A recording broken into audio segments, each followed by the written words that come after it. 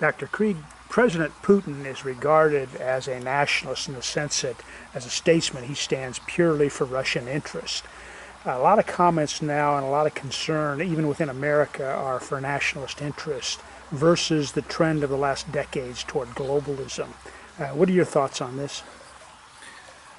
Well, I think it should be obvious, or certainly is obvious to anyone listening to this, that Putin represents the interests of the Russian people. He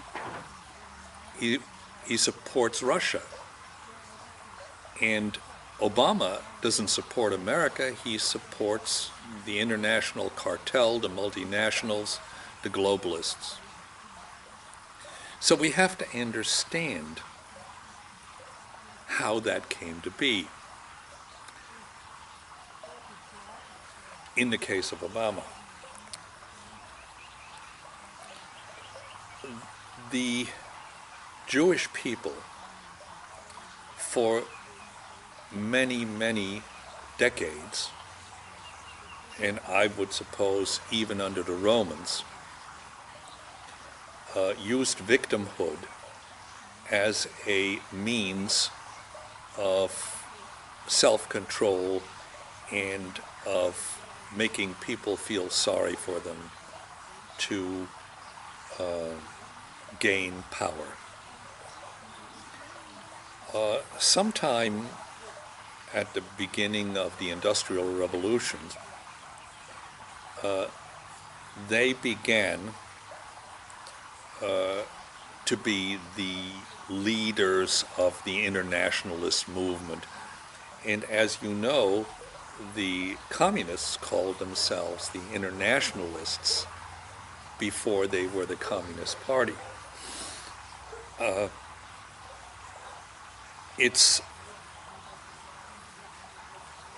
an indicative fact that the development of globalism, internationalism, multiculturalism are all Jewish-based. They were the people who developed these concepts, and they developed them in order to protect their own society.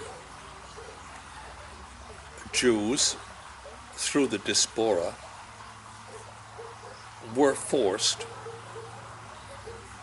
from pre-Christian time to live in societies in which they were a small minority.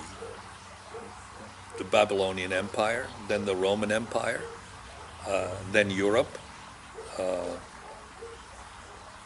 They wanted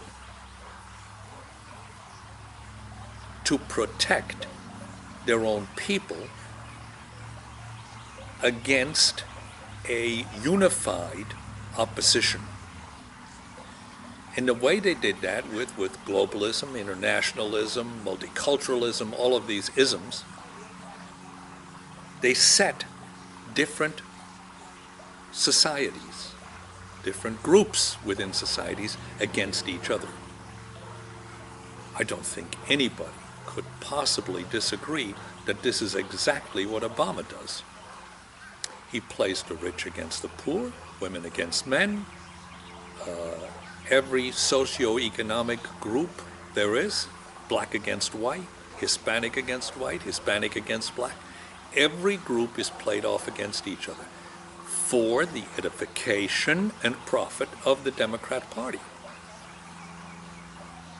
This is what the Jews have been doing, and the Jews dominate the Obama administration. There's no question about this. He has more Jewish advisors than Christian ones. Our situation in our legislative bodies is quite similar. The amount of Jews, I think, in the two houses today, I think, stands at about 44. Considering that Jews represent approximately 2.7% of the American population, that is completely way out of alignment with their population base.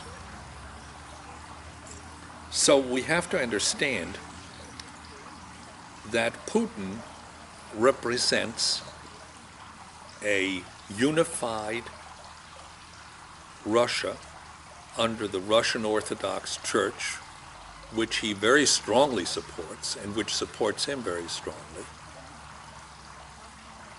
and that in America we have no unifying national system anymore.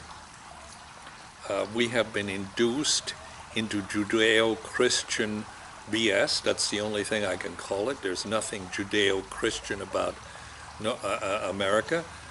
In the foundation of this country, there were no Jews involved at all. None. Zero.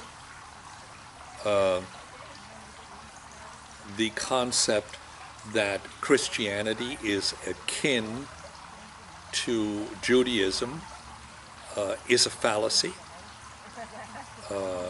If you study and read the Talmud, you will see that the greatest opposition to